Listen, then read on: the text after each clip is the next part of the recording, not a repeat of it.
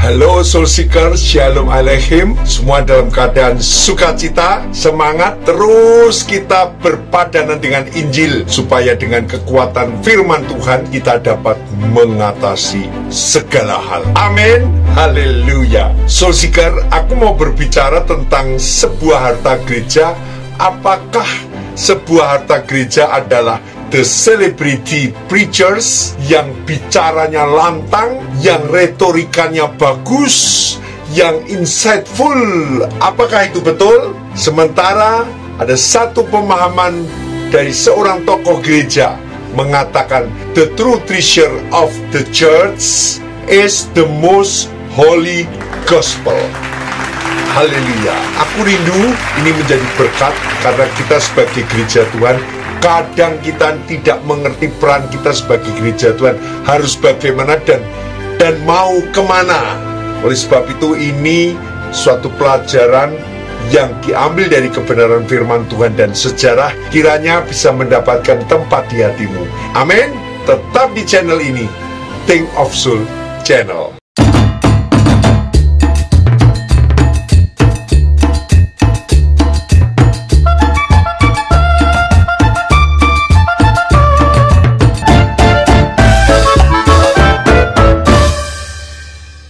Sebuah teks Alkitab yang berwujud intertekstual, di mana ada berkaitan antara teks kitab Yesaya 65 ayat 17 dan teks daripada kitab Wahyu 21 ayat pertama yang lahir kemudian. Adanya persamaan dan perbedaan pada kedua teks yang lahir berbeda tahun, serta pengarang yang berbeda dengan masing-masing genrenya. Wahyu 21 ayat pertama mengatakan, dan aku melihat langit dan bumi yang baru, karena langit yang pertama dan bumi yang pertama telah berlalu, dan tidak ada lagi laut. Ayat kedua, dan aku Yohanes melihat kota yang kudus, Yerusalem baru, yang turun dari Tuhan dan surga. Soul Seeker, sepintas kita diingatkan akan ada Yerusalem yang baru, yang sangat kontras dengan Yerusalem secara historical, Yerusalem secara geografis, yang mana masyarakatnya yang telah menganiaya dan membunuh Yesus Kristus. Yerusalem yang baru ini dikatakan turun dari surga. Waktu bicara turun dari surga, ini gerakan turun, descend, sebagaimana juga dengan kedatangan Kristus adalah gerakan descend. Di dalam Alkitab banyak sekali bicara gerakan descend. Turun dari mana? Turun dari surga. Turun kemana? Turun ke bumi. Sesungguhnya lebih tepat jika dikatakan langit dan bumi yang baru. Tidak terlalu tepat dikatakan dari surga ke bumi, karena surga dan bumi be in one, fully united. Ingat doa Bapa kami, datanglah kerajaanmu, jadilah kehendakmu di bumi seperti di surga. Kehendak Bapa yang di surga fully united di bumi, di hidup orang-orang percaya. Bumi yang seperti di surga, di mana kehendak Tuhan terjadi sempurna, tidak terhalang oleh dosa. Tidak ada setan yang melawan, semuanya sempurna terjadi. Amin. Dan aku melihat langit dan bumi yang baru, karena langit yang pertama dan bumi yang pertama telah berlalu, dan tidak ada lagi laut. Di situ dibicarakan laut karena menggambarkan tentang kegelapan, tentang setan. Di bumi yang kita pijak sekarang ini, kehendak Tuhan masih sering kita lawan, masih sering anak-anak Tuhan tidak mentaatinya. Ya Pak ya? Yo po yo. Ya toh kalau bahasa Jawa. Yo pora, ora. Yo po yo. Takanane. Betul kan? Kadang kita masih melawan di bumi ini terhadap kehendak Tuhan. Kita masih tidak mentaati. Tetapi kelak kehidupan di bumi yang baru, surga atau langit dan bumi dipersatukan sedemikian rupa sehingga bumi yang baru itu sudah seperti surga, di mana kerajaan Allah dinyatakan dengan sempurna. Kepemerintahan Kristus sempurna, tidak ada lagi dosa. Kehendak Tuhan terjadi dengan sempurna. Kerajaan Allah sungguh-sungguh nampak dan manusia menerima kehendak Tuhan tanpa menolaknya. Soul Seeker, kalau aku berbicara bumi yang baru, pikiran kita pasti tidak sampai ora tekan utek kita untuk membicarakan bumi seperti apa, tetapi bumi di mana surga menjadi satu, be in one, yaitu kerajaan surga, pemerintahan Kristus berada di sana. Wahyu 21 ayat 2 mengatakan, dan aku Yohanes melihat kota yang kudus, Yerusalem baru yang turun dari Tuhan, dari surga, dipersiapkan sebagai seorang mempelai perempuan yang didandaninya untuk pengantinnya. Dipersiapkan menjadi mempelai perempuan yang didandaninya untuk pengantinnya. Gereja di sini digambarkan seperti pengantin perempuan.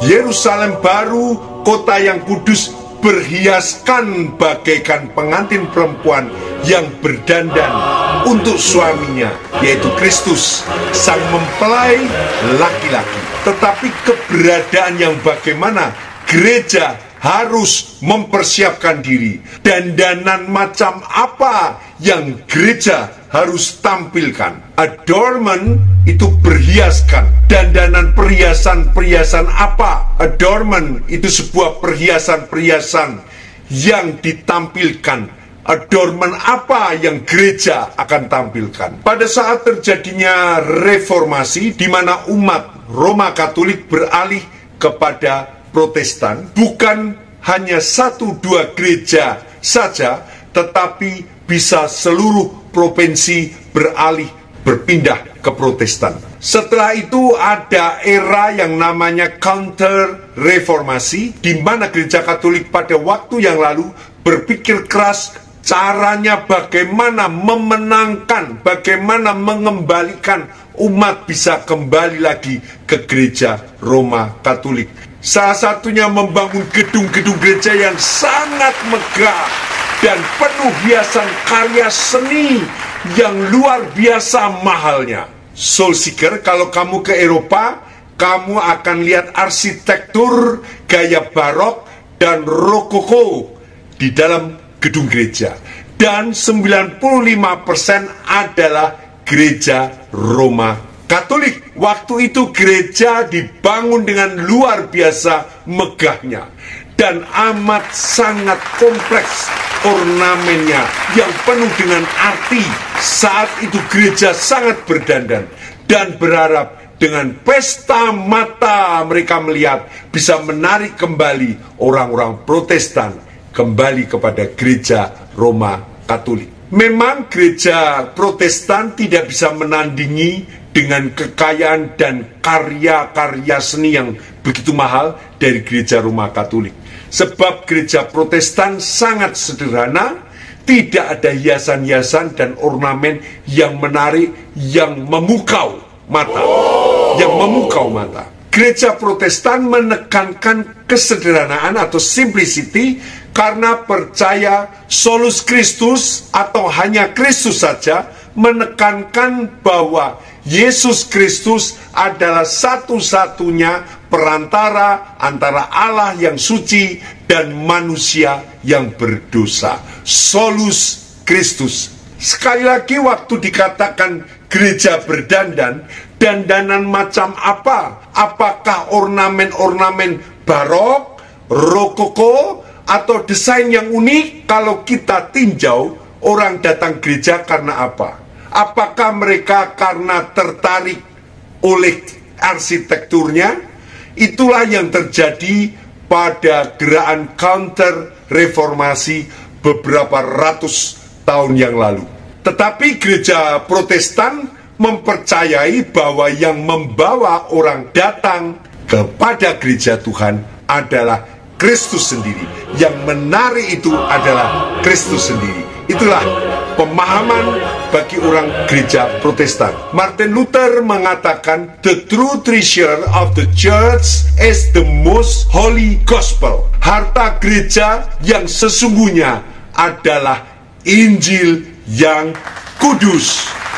Amin. Haleluya. Pada zaman Luther, orang mengerti harta gereja. Contohnya seperti ini. Gereja kita punya tengkorak kepala Yohanes Pembaptis. Gereja kita punya tengkoraknya Petrus.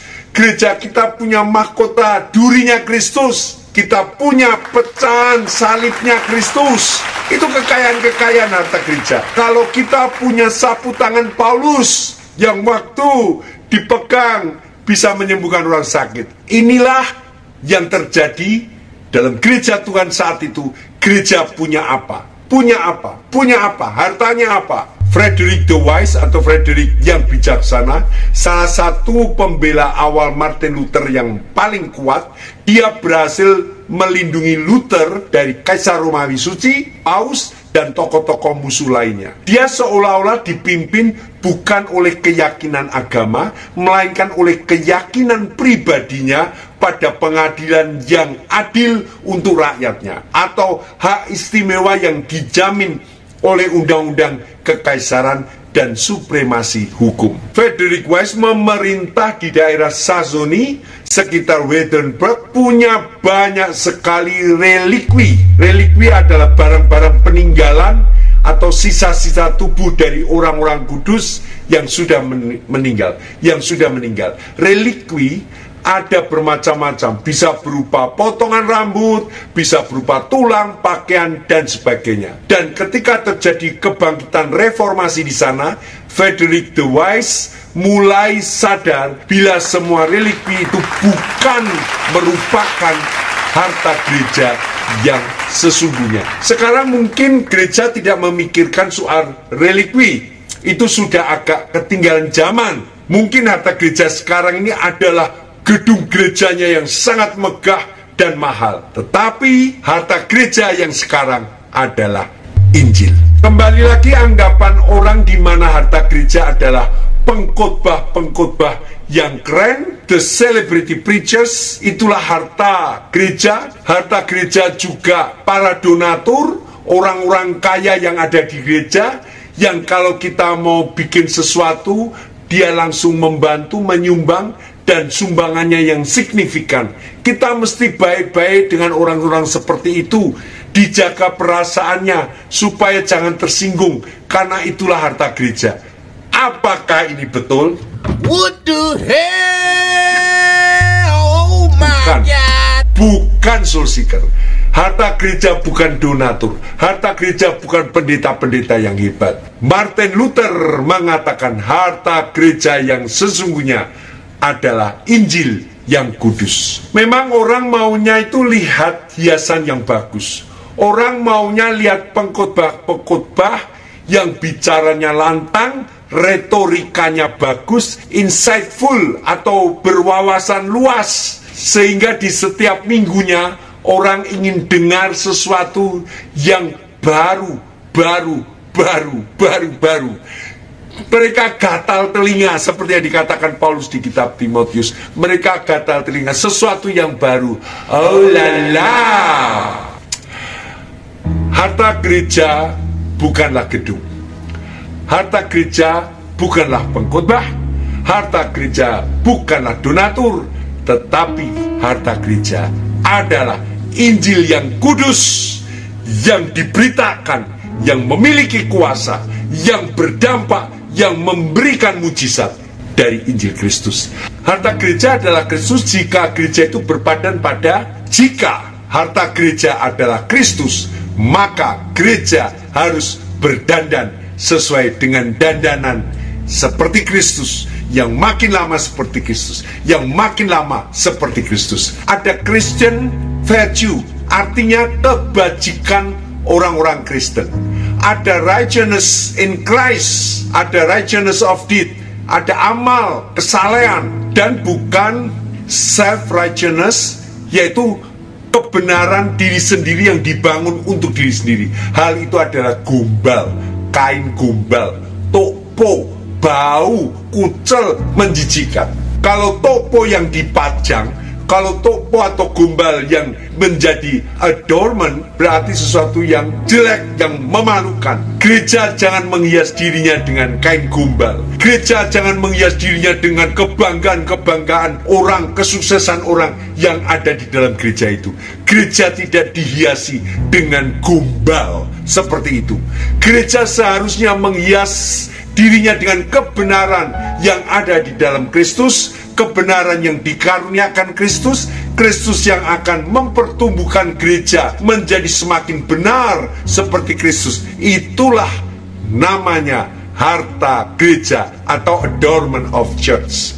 Jika kita melihat dengan mata rohani sajian gereja, maka kita kembali ke zaman counter reformasi yang memenangkan orang-orang dengan cara triumphalistik, yaitu kemenangan-kemenangan secara duniawi, kehebatan-kehebatan secara duniawi. Itu zaman counter reformasi yang sudah berlalu begitu lama. Kalau gereja mengangkat worldly glory, kemuliaan duniawi, itu sama dengan counter reformasi. Lalu apa harta gereja sesungguhnya? Bagaimana gereja menghias diri? Dandanan macam apa? Petrus mengatakan yang sama. Kamu perempuan jangan berhiaskan dengan rambut yang dikepang-kepang, perhiasan ini itu, sedangkan perhiasanmu yang sesungguhnya. Petrus memang tidak sedang bicara tentang gereja.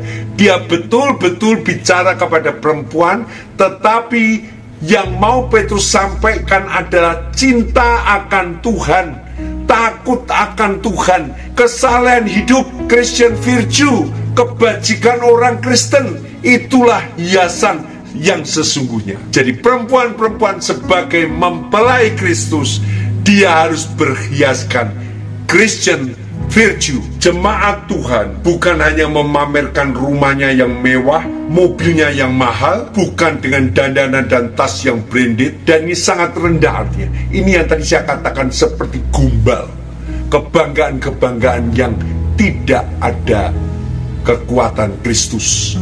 Gereja kalau tidak ada penghayatan tentang the invisible aspect of the church, dan ini adalah eskatologis Protestan, lalu cuma yang ada serba kelihatan secara kasat mata, hiasan yang secara kasat mata yang bisa dilihat. Yesus mengatakan sebagaimana dicatat oleh Yohanes, barang siapa tidak lahir kembali, dia tidak melihat kerajaan Allah. Dan kerajaan Allah itu invisible, tidak bisa dilihat. Saat ini tidak bisa dilihat.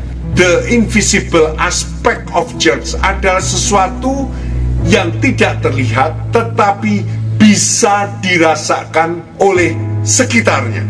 Apa itu? Sebuah contoh, kelahiran baru dan pertobatan. Sebuah aspek yang pertama, kelahiran baru dan pertobatan. Ini akan terlihat jelas, dan tidak mungkin pertobatan dan hidup baru itu disembunyikan. Pertobatan memberikan perubahan hidup yang dapat dirasakan oleh orang lain, berdampak. Yang dulu keras sifatnya, sikapnya brutal, membuat orang sakit hati, suka bikin orang jengkel, suka merendahkan orang-orang, maka hari ini ia menjadi orang yang lemah lembut, menjadi orang yang suka menolong dan rendah hati. Kalau dulu sok cool, tidak mempedulikan orang lain, diajak berbicara dengan orang lain tetapi fokusnya hanya pada handphonenya, karena ia merasa bahwa orang sekelilingnya tidak selevel. Maka ketika Tuhan merubah 180 derajat dari sifat orang itu akan menjadi orang yang berdampak dan disukai orang. Kebanyakan orang sering berbicara begini, Soul Seeker. Aku kecewa dengan pendetaku, aku kecewa dengan pendeta ini, pendeta itu. Baru-baru ini aku justru bertemu dengan seorang pendeta yang mengatakan, aku kecewa dengan jemaatku. Haleluya. Aku kecewa dengan seseorang jemaat di gereja yang menjengkelkan. Aku bosan dekat dengan dia. Aku tidak mau direndahkan oleh jemaatku itu. Wow, Soul Seeker.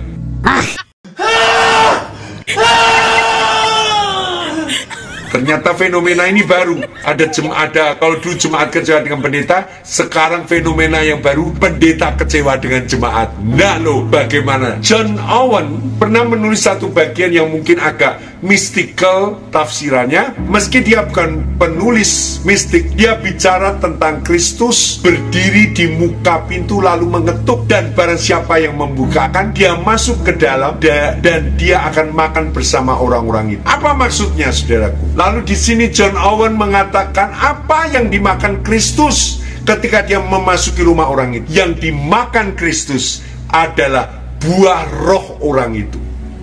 Ketika orang itu membukakan pintu, yang dicari Yesus adalah buah rohmu. Kristus bukan mencari makanan masakanmu secara fisik.